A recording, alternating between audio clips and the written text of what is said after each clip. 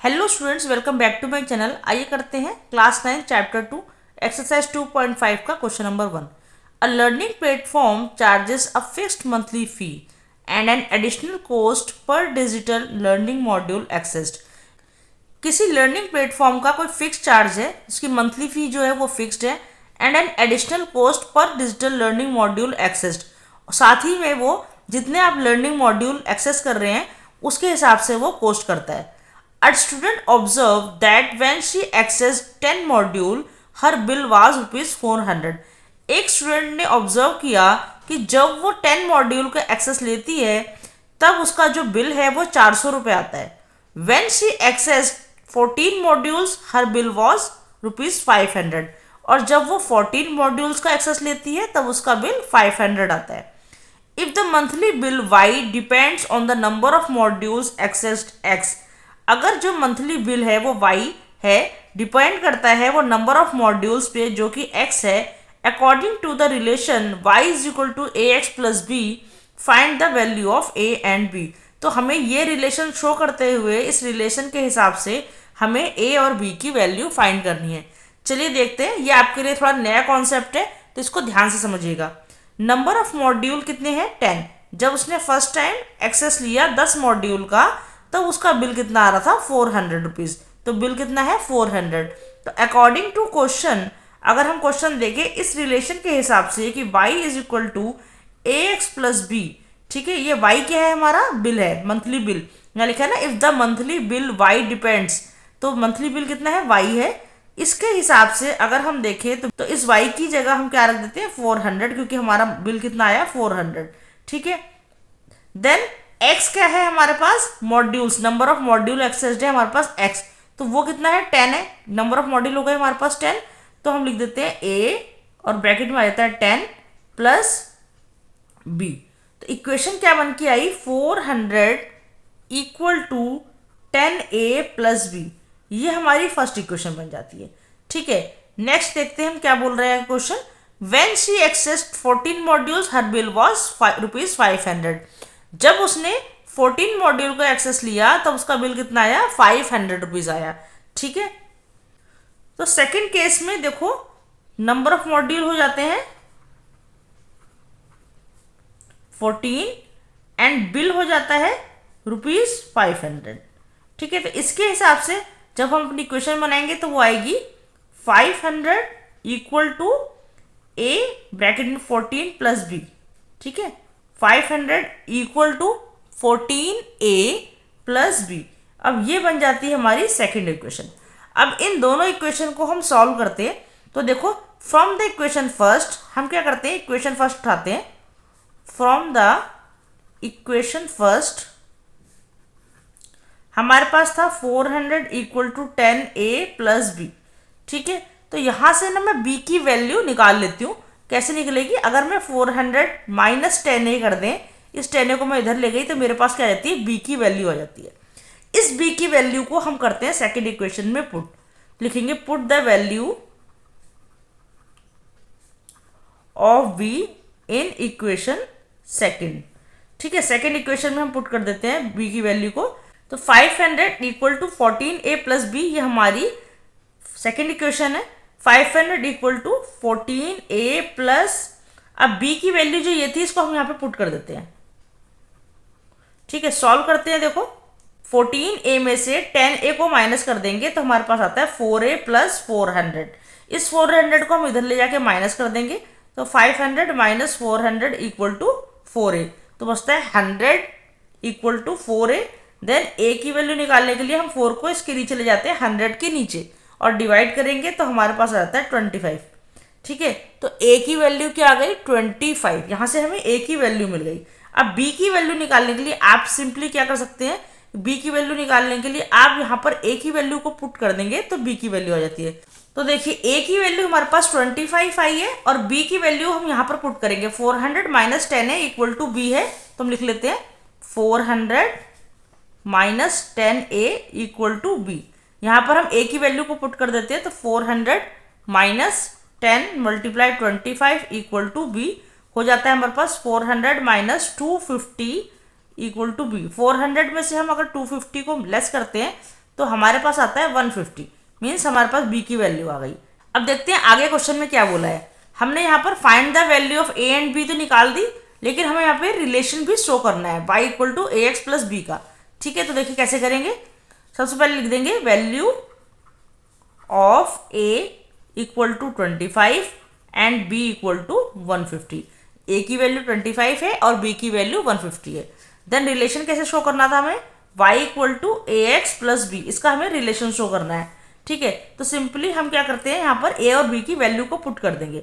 a है हमारे पास 25x plus और b है 150, तो ये हो गया हमारा आंसर। चलिए देखते हैं इसका second part.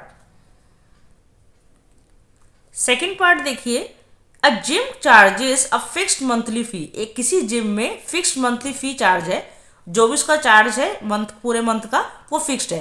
And an additional cost per hour for using the badminton court. और जो भी स्टूडेंट बैडमिंटन कोर्ट को यूज करता है वो कितने घंटे यूज कर रहा है उसके हिसाब से उसका एडिशनल चार्ज लग जाएगा। A student using the gym observe that when she used for the badminton court for 10 hours her bill was ₹800। एक स्टूडेंट ने क्या ऑब्जर्व किया कि जब उसने जिम के साथ साथ बैडमिंटन कोर्ट को 10 घंटे के लिए यूज किया तो उसका बिल आता है 800। When she used it for 15 hours, जब उसने इसको 15 आवर्स तक यूज किया बैडमिंटन कोर्ट को, हर bill was ₹1100। If the monthly bill y depend on the hours of the use of the badminton court x। अगर जो मंथली बिल है वो y है, जो डिपेंड करता है बैडमिंटन कोर्ट कितने घंटे यूज किया गया, जिसको हमने x लेट किया है। According to the relation y equal to a x plus b, find the value of a and b. तो हमें इस रिलेशन के हिसाब से ए और बी की वैल्यू को फाइंड करना है। तो चलिए सॉल्यूशन स्टार्ट करते हैं। जिम के कुछ फिक्स्ड मंथली चार्जेस हैं, उसके बाद जो है किसी बच्चे ने अगर उसको 10 घंटे तक यूज किया है उसके बैडमिंटन कोर्ट को, तो उसका बिल हो जाता है ₹800। तो हम लिखेंगे यहाँ पे आवर्स कितने हुए, 10 आवर्स हुए। ठीक है, तो बिल कितना आया, आवर्स थे 10 तो बिल आया, बिल इक्वल टू 800। तो अकॉर्डिंग टू क्वेश्चन हमारे पास जो ये रिलेशन है y equal to a x plus b, इसमें हम बिल को यहाँ पे पुट करेंगे 800 इक्वल टू, देन a की वैल्यू हमें नहीं पता है और जो हमारा r है वो कितना है, बैडमिंटन कोर्ट का जो r है वो x है, तो हम यहाँ पे लिख देते हैं 10 x की जगह पे प्लस b। तो यहाँ से हमारी इक्वेशन निकल के आती है 800 equal to 10a plus b. ये हमारी बन जाती है फर्स्ट इक्वेशन। ठीक है, देन उसके बाद दूसरे केस में जो r है वो हो जाता है 15 आवर्स और बिल कितना हो जाता है ₹1100। तो यहां पर जो इक्वेशन बनती है वो बनती है 1100 equal to 15a plus b. ये हमारी इक्वेशन नंबर सेकंड बन जाती है। देन फर्स्ट क्वेश्चन की तरह ही हमारे पास दो इक्वेशन आ गई हैं, equation number first and equation number second. ठीक है, अब हम क्या करते हैं, यहां पर इक्वेशन नंबर फर्स्ट को उठाते हैं, तो लिखते हैं from the equation first, from the equation first लिखते हैं हम 800 equal to 10a plus b. ये हमारी इक्वेशन फर्स्ट है। यहाँ से हम b की वैल्यू को निकाल लेते हैं, तो हो जाता है 800 minus 10a equal to b। ये हमारे पास आ गई b की वैल्यू। ठीक है, अब हम इस b की वैल्यू को सेकेंड इक्वेशन में पुट करेंगे, लिखेंगे put the value of b in equation second.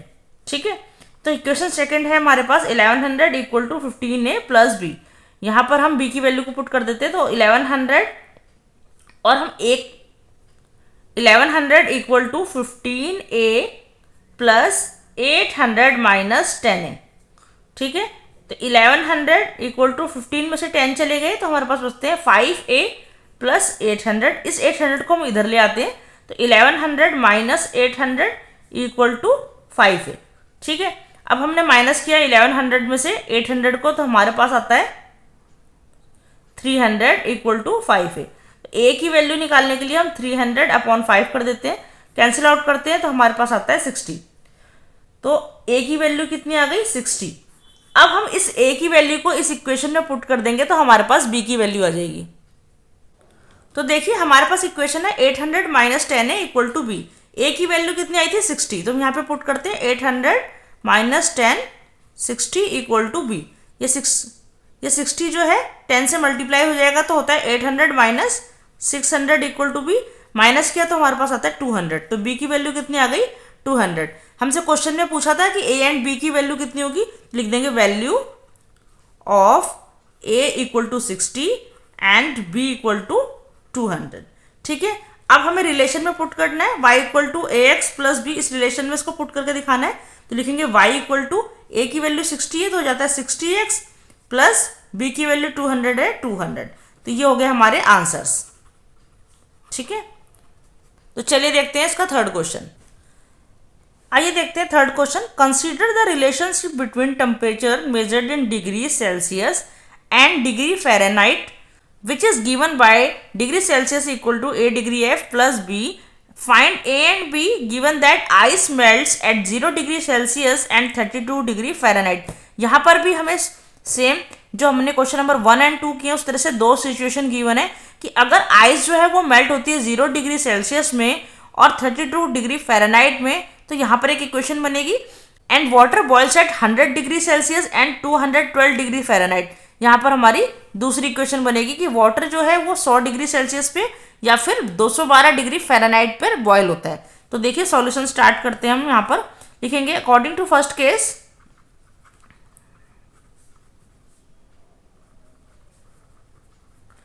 Equation है हमारे पास degree Celsius equal to a degree F plus B.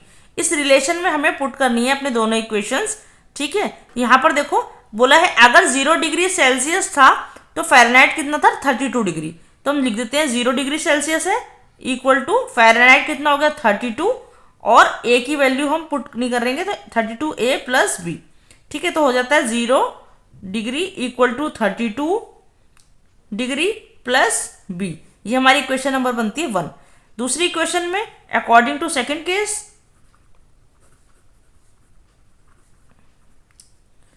Water boils at 100 degree Celsius, तो यहाँ पे आता है 100 degree plus equal to 212 degree Fahrenheit है, तो 212 इस इक्वेशन में हमें पुट करना है, साथ में आएगा a प्लस बी। ठीक है, ये हमारी इक्वेशन नंबर बनती है 2। दोबारा देखिए अकॉर्डिंग टू फर्स्ट केस जो है बोला है इस इक्वेशन में, इस वाले रिलेशन में हमें जो है वैल्यूज को पुट करना है। ठीक है, तो ये हो गया 0 degree Celsius equal to a degree F plus b.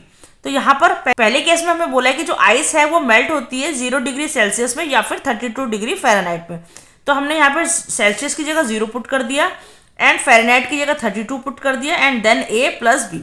ठीक है, सेकेंड केस में बोला है कि वाटर बॉइल्स होता है 100 डिग्री सेल्सियस में एंड 212 डिग्री फ़ारेनहाइट पे, तो यहाँ पर हमने डिग्री सेल्सियस की जगह हमने क्या रख दिया 100 और फ़ारेनहाइट की जगह रखा 212 देन ए प्लस बी। ठीक है, तो ये हमारे पास दो इक्वेशन बन गई। अब हम क्या करेंगे कि फ्रॉम द इक्वेशन फर्स्ट, हम इक्वेशन फर्स्ट को उठाएंगे जिसमें है 0 equal to 32a plus b. यहाँ से हम अपनी किसी भी एक वेरिएबल की वैल्यू निकाल लेंगे, तो यहाँ से मैं b की वैल्यू निकाल लेती हूँ। तो हम लिखते हैं b इक्वल टू 32a, ये माइनस में आ जाएगा। ठीक है, अब इस b की वैल्यू को मैं पुट कर दूंगी सेकेंड इक्वेशन में, लिखेंगे put the value of b in equation second. Second equation हमारे पास है 100 equal to 212a plus b. यहाँ पर हम b की वैल्यू को पुट करेंगे तो 100 इक्वल टू 212a प्लस क्या आ गया हमारे पास -32 है, तो लिखेंगे -32a। ठीक है, 100 equal to 212a -32a minus कर देते हैं तो हमारे पास क्या आता है, देखो 2 में से 2 गया 0, 11 में से 3 गया 8 बचता है, यहाँ बचा 1, तो आ गया 180a। अब a की वैल्यू को निकालने के लिए हम इसको नीचे ले जाएंगे तो हो गया 100 अपॉन में 180, कैंसिल आउट कर देते हैं तो हमारे पास क्या आएगा 5 अपॉन में 9। ये हो गई हमारी a की वैल्यू। ठीक है, इस a की वैल्यू को हम फर्स्ट इक्वेशन में पुट कर देंगे तो हमें b की वैल्यू मिल जाएगी, तो लिखेंगे put the value of a in equation first. First equation थी हमारी 0 equal to 32a plus b, तो यहाँ पे 0 इक्वल टू 32 और a की वैल्यू कितनी आई है हमारे पास 5 अपॉन में 9, तो इंटू 5 अपॉन में 9 प्लस b। इसको हम सॉल्व करेंगे तो हमारे पास आता है 0 इक्वल टू -160 अपॉन में 9 प्लस बी। हमें अपनी b की वैल्यू मिल गई -160/9। तो अब यहाँ पर देखो हमें a की वैल्यू भी मिल गई है एंड हमें b की वैल्यू भी मिल गई है। अब यहाँ पर हमें a की वैल्यू मिल गई 5/9 एंड b की वैल्यू मिल गई 160/9। ठीक है, अब हम क्या करेंगे, इसको इस फॉर्मूले में पुट करेंगे। Degree Celsius a degree Fahrenheit plus b, इस स्टैंडर्ड फॉर्मूले में हम अपनी a और b की वैल्यू को पुट करेंगे। तो degree Celsius equal to a की वैल्यू है 5/9, then degree f plus b की वैल्यू है -160/9। ठीक है, यहाँ से देखो दोनों से हम 5/9 को कॉमन ले सकते हैं। तो हमने लिख दिया 5/9 ब्रैकेट में डिग्री f -32। ये जो फॉर्मूला है एक्चुअल में डिग्री सेल्सियस में कन्वर्ट करने के लिए यूज़ होता है। तो यहाँ पर ये हमारा आंसर आ गया, degree Celsius equal to 5/9 bracket में डिग्री f -32। यहाँ पर हमारी एक्सरसाइज 2.5 कंप्लीट हो गई है। वीडियो पसंद आई है तो लाइक करें, चैनल को सब्सक्राइब करें। Thanks for watching.